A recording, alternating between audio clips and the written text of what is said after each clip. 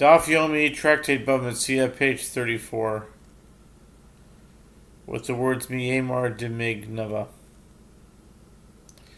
Who could say that the deposit will be stolen?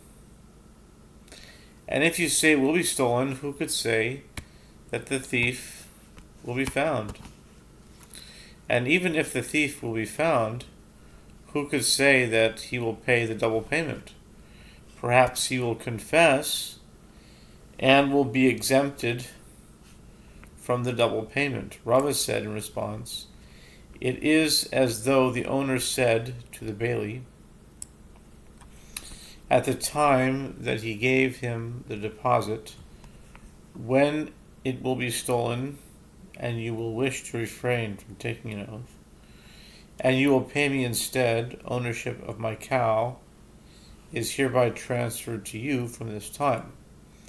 And the cow is an entity that already came into the world. Since ownership of the cow is retroactively transferred to the bailee from the time of the deposit, any profits generated by the cow, for example the double payment, belong to the bailee." Rabbi Zera objects to this. If so, even the fleece and the offspring of the animal that grew while it was in the bailee's possession should be the property of the bailee. Why then is it taught in the Braita that the bailee receives all profits generated by the animal except for its fleece and its offspring? Rather, Rabbi Zera says that it is as though the owner said to the bailee, "My animal is hereby transferred to you from this time except for its fleece and its offspring." The Gemara asks, if so, why was this halacha stated in the Mishnah without qualification? Does every owner necessarily have that condition in mind? The Gemara answers, typically profit that comes from elsewhere, for example, the double payment from a thief, which is difficult to anticipate, a person is apt to transfer to the bailee, but profit that originates from the body of the animal, which can be anticipated, a person is not apt to transfer to the bailee. Some say that Rava says his response differently. It is as though the owner said to the bailee at the time of the deposit, "When it will be stolen, and you will wish to refrain from taking an oath, and you will pay me instead, the ownership of my animal is transferred to you, adjacent to," meaning immediately before its theft. The Gemara asks, what is the difference between the formulations in Rava's two responses?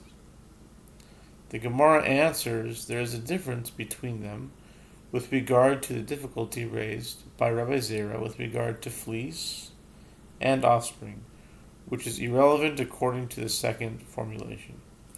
Alternatively, there is a difference in a case where the animal is standing in a marsh, ba'agam, at the time of its theft. Since the animal was not on the bailee's property at that time, he could not acquire it. The Mishnah teaches that if the bailee paid the owner and did not wish to take an oath, the thief pays the double payment to the bailee. Rabbi Chia bar Abba says that Rabbi Yochanan says when the Mishnah says if the bailee paid, it does not mean that he actually paid. Rather, once the bailee said, "I hereby choose to pay," even if he did not yet actually pay, he acquired the double payment and all the other profits. The Gemara raises an objection from that which we learned in the Mishnah. If the bailee paid the owner and did not wish to take an oath, the thief pays a double payment to the bailee. The Gemara infers if the bailee paid, yes, he acquires these rights. If the bailee did not pay, he does not. The Gemara answers, say the latter clause of the Mishnah.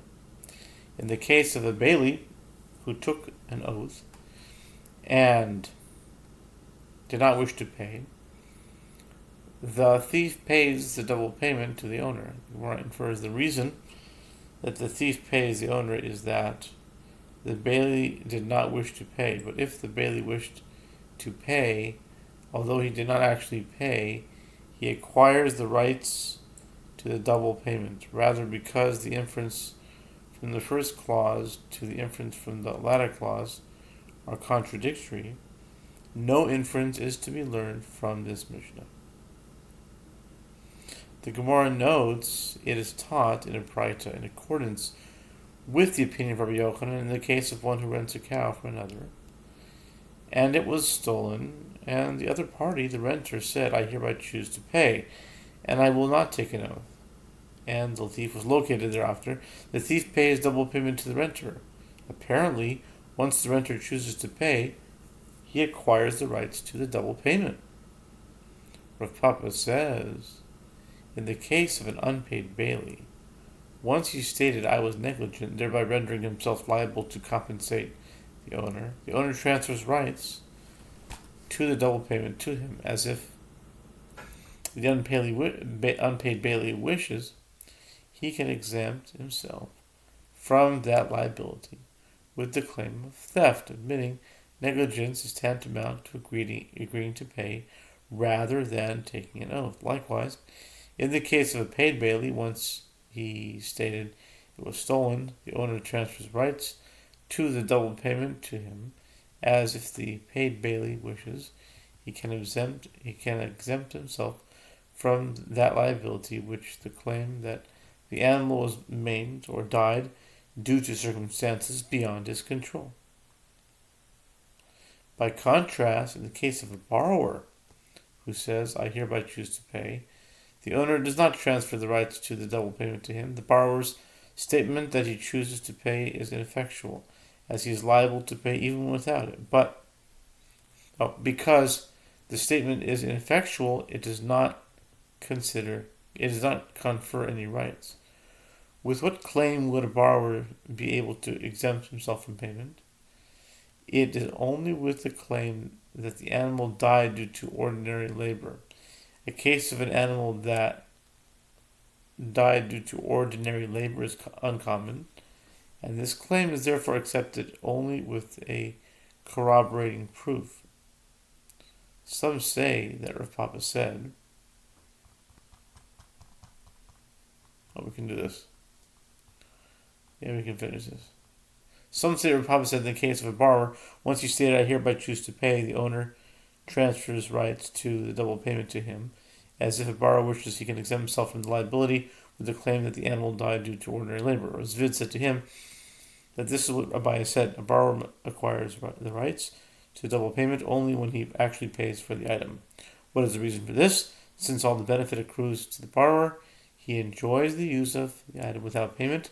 The owner does not transfer the rights to the double payment to the borrower due to a statement that he chooses to pay.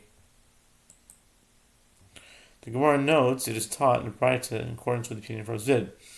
In the case of when a borrows a cow from another, and it was stolen, and the borrower went ahead and paid, and the thief was located thereafter, the thief pays double payment to the borrower. This indicates that the borrower receives a double payment only if he actually paid the owner for the item. The Gemara comments, according to the first version of the statement of Rav Papa, that the owner transfers rights to the double payment to the borrower only if he actually pays the owner. The Braita clearly is not a conclusive refutation of the opinion of Rav Papa, as the Braita corresponds to his opinion. According to the latter version of Rav Papa's statement, that the owner transfers rights to the double payment to the borrower, even if the borrower merely says that he chooses to pay. Shall we say that this Braita would be a conclusive refutation of the opinion of Rav Papa?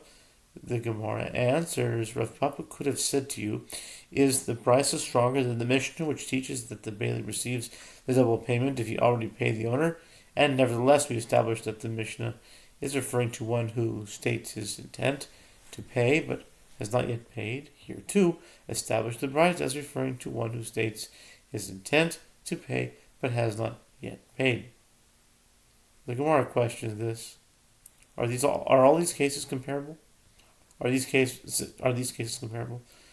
There in the Mishnah, it is not taught that he went ahead and paid. Here in the Brisa, it is taught that he went ahead and paid, which indicates that he actually paid and not merely that he agreed to pay.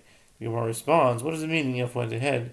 It means that he went ahead and stated his intent to pay, although he did not yet actually pay.